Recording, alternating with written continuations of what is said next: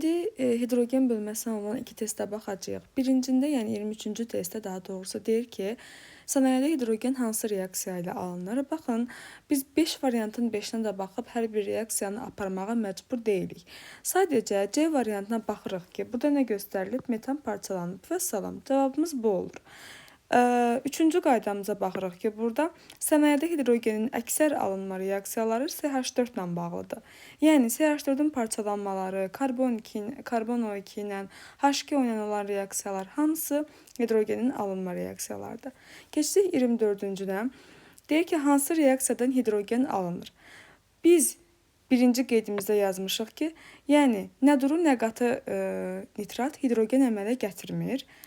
Bütün nitrat olanları gördüyünüz kimi çıxacağıq.